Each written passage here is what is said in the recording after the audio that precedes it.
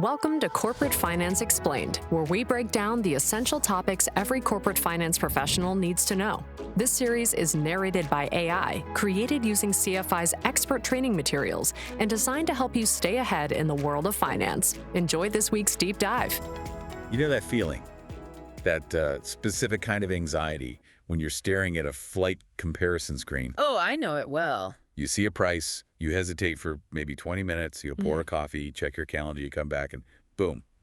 That exact same seat is $50 more. Or you're standing on a corner in the rain, you open your rideshare app, and the price is just triple what it was yesterday. Exactly. Yeah. It feels personal. It feels like some, very aggressive algorithm is specifically taxing your hesitation. It's that sinking feeling that someone or something is watching you, just waiting for you to blink so they can squeeze another $10 out of you. And the knee-jerk reaction for me, and I assume for most people listening, is, wow, these companies are just greedy. But today, we're going to pull back the curtain on that. We are. We've got a stack of strategy guides, corporate finance reports, and some pretty deep case studies here that suggest it's not just greed. Yeah. Or at least it's not simple greed. It's an incredibly complex science. It is. And specifically, we're looking at this through the lens of corporate finance. That's a key distinction we need to make right up front. Right. We aren't really talking about marketing tricks or psychology hacks just yet. We're talking about the mathematical engine that keeps these businesses running. We're diving into dynamic pricing. So our mission today is to understand how these companies use data to protect their margins. We're going to look at why pricing is actually a finance problem, not just a marketing one, and explore that really dangerous line between clever math and completely ignoring human nature.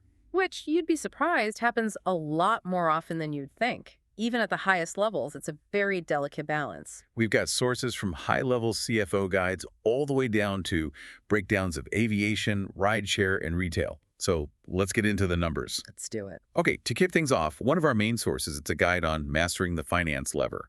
Makes a pretty bold claim right at the start. I know the one you're talking about. It frames pricing as almost a crisis management tool. It asks, when revenue is under pressure, what is the absolute fastest lever a company can pull? Right. And if you ask most people that question, they'll usually say, cut costs, lay people off, stop building the new factory, slash the marketing budget. Sure, those feel like the big, immediate actions. They feel immediate, but the finance literature argues they're actually slow levers. Firing people takes time, severance, legal hurdles. It's messy. Halting a big project saves future spending, sure, but it doesn't help your profit and loss statement today. So what's the fast lever? Pricing. You can change a price instantly, and that financial impact hits the bottom line literally the same day. Okay, but there's a specific stat in here that really grounds this argument. They call it the 1% rule. Walk us through this, because the math on it seems kind of disproportionate. It is disproportionate, and that's the magic of it. The data shows that for a typical big company, a 1% improvement in price, just getting that tiny bit more for your product, Just 1%. it creates an average increase in operating profit of over 11%. Wait, let me get that straight. A 1% price hike yields an 11% profit jump. That sounds like alchemy. It feels like it, but it's just pure math. Think about it like this. Say you sell a widget for $100. It costs you $90 to make it. Your profit is $10. Okay. If you raise the price to $101, just 1%, your cost is still $90. Your profit is now $11. Right. You went from a $10 profit to an $11 profit. That's a 10% increase in your bottom line from a tiny tweak on the price tag. Because there's no cost of goods sold on a price increase. It's pure margin. It flows straight through. Precisely. Now compare that to the other levers. If you increase sales volume by 1%, your profit only goes up maybe 3 or 4% because you have to make and ship those extra units. There are costs associated. Exactly. So working smarter on the price tag is just mathematically more powerful than just trying to sell more stuff. But here's the catch. This is where we have to define dynamic pricing carefully. Yes. The sources are really clear on this. This isn't about just jacking up the price to the maximum possible number for everyone. That's a strategy for going out of business very, very quickly. Of course. If you raise prices 1% and lose 20% of your customers, that beautiful math we just did just evaporates. Instantly. So the goal is defined as charging the right price for the right customer at the right moment. It's about precision, not brute force. I want to unpack the corporate structure here for a second. I usually think of pricing as something the sales or marketing team comes up with. That's the common view. They know the customer, but our sources are all focused on the CFO, on the finance office. Why is that? That's a crucial tension in any big company. Sales and marketing, they're incentivized on volume. They want to close deals. They want market share. Which usually means they want to lower prices. Right. Offer discounts, get the yes, they want to be the good guys. Finance has a different job. Finance sets the guardrails. They're looking at the hard metrics: gross margin, working capital, inventory turnover. So finance is telling the rest of the company, look, you can be flexible, but you cannot go below this floor. Exactly. They are the adult in the room saying, it's great you sold 1 million units, but if we lost 5 cents on every single one, we're in big trouble. They make sure the math actually works. Let's get into the real-world application of this, because the theory is one thing, but the execution is where it gets aggressive. And we have to start with the pioneers, the airlines. Of course. Absolutely. The commercial aviation industry basically invented this discipline back in the 80s. We're talking about carriers like Delta, American Airlines. They are the grandmasters. Before them, a ticket was just based on how many miles you flew, right? It was static. Pretty much. And when Yeah. we say they're sophisticated, they're not just looking at how many seats are left. It's so much deeper than that. So what are they looking at? They're managing a metric called yield per seat. But to understand that, you have to understand the nature of their product. An airline seat is what finance calls a perishable asset. That's a great phrase. It sounds like we're talking about, I don't know, lettuce at the supermarket. You should think of it that way. If a plane takes off with an empty seat, that revenue opportunity is spoiled. It's gone forever. You can't sell that Tuesday morning seat on Wednesday. It is evaporated. Exactly. So the airline has 2 terrifying possibilities: flying with empty seats, which is a waste, or selling seats too cheap and not covering the fuel bill. So the goal isn't just full planes. You could fill a plane if you sold every ticket for $10. But you'd go bankrupt in a week. The goal is profitable planes. They are constantly adjusting prices based on capacity, how far out you're booking, and historical demand. And they use what are called pricing fences. Pricing fences. That sounds exclusionary. What does that mean? It's a mechanism to segment customers. So think about the difference between a business traveler and a vacationer. The business traveler books late, needs flexibility, and must be in Chicago on Monday for a meeting. Their demand is inelastic. They'll pay what it costs. And the vacationer. A vacationer books months in advance and is very price sensitive. If the flight's too expensive, they'll just drive or they won't go. So the fence is the restriction, like Saturday night stay required. Exactly. The Saturday night stay rule, the 21-day advance purchase, those are fences designed to separate the business traveler from the tourist. Because business travelers rarely want to stay over a Saturday. They want to be home. So by adding that rule to the cheap ticket, the airline prevents the business traveler from buying it. It forces them into the $800 ticket, while the tourist gets the $200 one. They maximize the yield from both. That explains why that last-minute ticket is so punishing. Their algorithm has identified me as a distressed buyer with no other options. Correct. They are protecting their yield. They know that seat is scarce, the flight is perishable, and you are desperate. It's cold math, but it keeps the planes flying. All right, let's move from the skies to the streets. Uber. Uber is fascinating because they took that airline model, which was updated maybe once a day in the 80s, and sped it up to real time. We're talking updates every few seconds. Based on GPS data, app opens. It's constant. We're talking about surge pricing, which I have to say is probably the most hated feature of that app. You open it, it's raining, and a $15 ride is now $45. It feels awful as a user, but the sources argue it's structurally necessary for the system to even survive. How so? You have to look at it through unit economics. When demand spikes, a concert lets out, a thunderstorm hits demand, instantly outstrips supply. And the cynical view, my usual view, is, oh, they know I'm stuck, so they're gouging me. But look at the mechanism. If the price stayed flat at $15, 2 things would happen. 1, every available car gets booked instantly. Okay. The other 500 people open the app and see no cars available. The service effectively crashes. It's useless. That makes sense for the rider's side. What about the driver's side? That's the critical part. Uber doesn't own the cars. The drivers are independent. If it's raining and traffic is miserable, why would a driver stay on the road for $15? They'd just go home. The surge price does 2 things. It dampens demand from people who don't really need a ride right now, and it incentivizes supply by paying drivers more to get on the road. So the surge acts as a signal to the whole marketplace. It's a market clearing mechanism. It balances supply and demand. It ensures that if you are willing to pay the market rate, you can get a car. Without it, the platform would just stop working during peak times. That's a really helpful perspective. It shifts it from evil corporation to just functioning marketplace. Ruthless, but it works. Exactly. Okay, speaking of ruthless efficiency, let's talk about the giant in the room, Amazon. The scale of Amazon is it's hard to wrap your head around. Our sources say Amazon adjusts prices millions of times per day. Millions. That's absurd. It's algorithmic warfare. It is. They're monitoring competitors, inventory levels, fulfillment costs, all in real time. But here is the fascinating twist.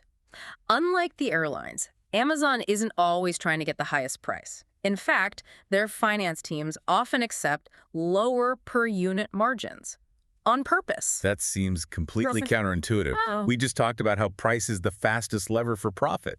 Why would finance sign off on lower margins? Because they're playing a different game. They are trading margin for volume and speed.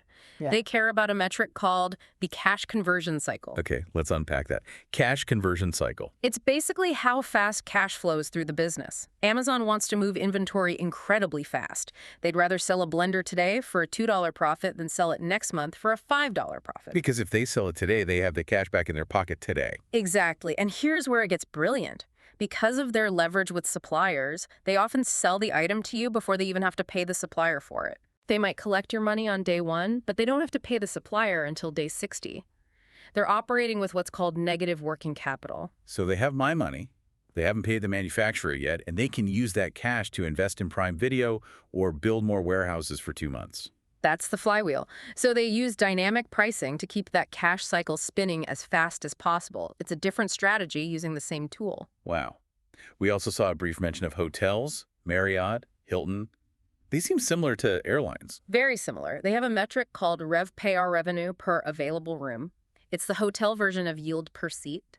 High fixed costs, the building, the staff. So they use dynamic pricing based on seasonality or local events just to get bodies in beds and cover those costs. So we've got all these success stories. The math works, the algorithms are genius, but there's a trap. The sources call it the critical input. Yes. This is where finance theory smacks into the real world. We have to talk about elasticity, specifically price elasticity of demand. This sounds like Econ 101, but how does it apply here? It's basically the warning label on the dynamic pricing bottle. It measures how sensitive your customers are to price changes. So if I change the price, how much does buying behavior change? Exactly. If a product is elastic, a small price change causes a huge change in volume. If I raise the price of a generic candy bar by 50%, you'll just buy a different one.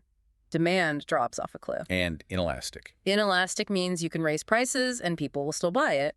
Insulin, gasoline, or that last-minute flight to a funeral, the demand is sticky. So the danger is treating an elastic product like it's inelastic. That's the death spiral.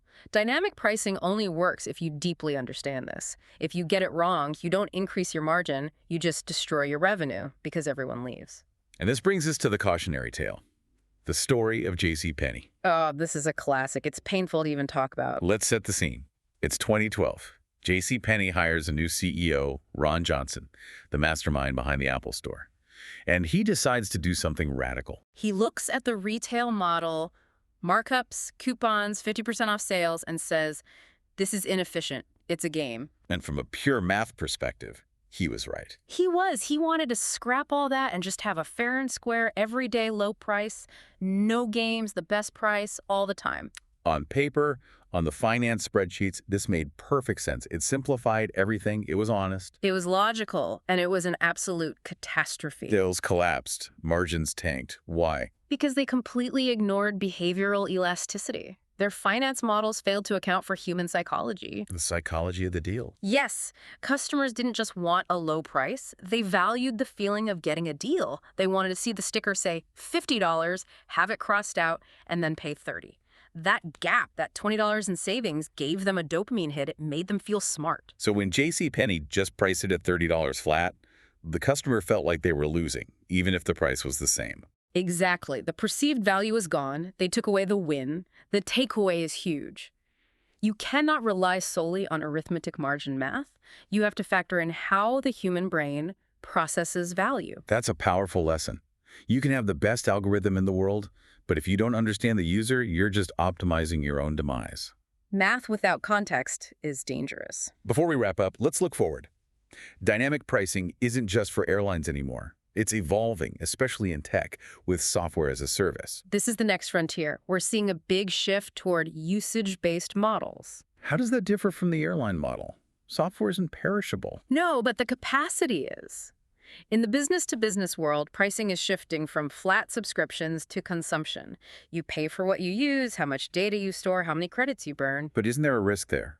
As a business, I want predictability. I don't want a surge price on my database bill. That's the tension. In B2B, you're not trying to maximize a single transaction. You're focused on CLTV, customer lifetime value. You need that customer for 10 years. So you don't want to squeeze them so hard today that they cancel tomorrow. Exactly. So dynamic pricing here is more delicate.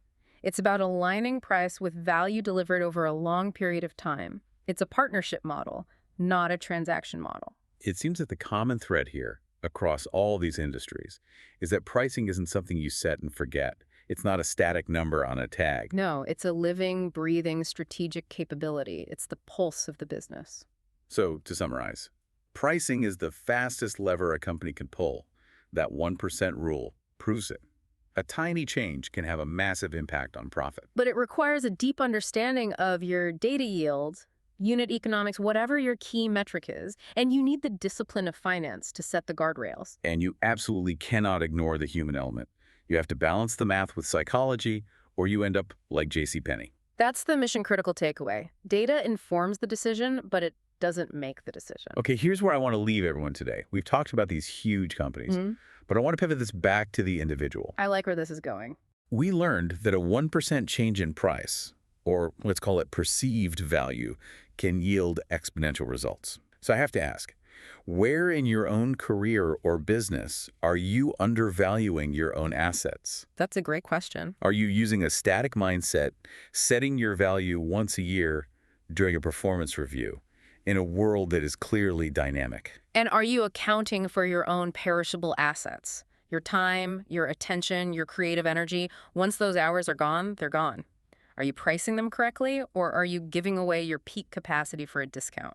Something to think about the next time you're staring at an airline ticket price going up. It's not just a number, it's a strategy. And now you know how the game is played. Thanks for diving in with us. See you next time. Thanks for listening to Corporate Finance Explained. If you found this episode valuable, be sure to check out more episodes and explore CFI's highly rated courses at corporatefinanceinstitute.com. Don't forget to subscribe for more deep dives into essential finance topics. See you next time.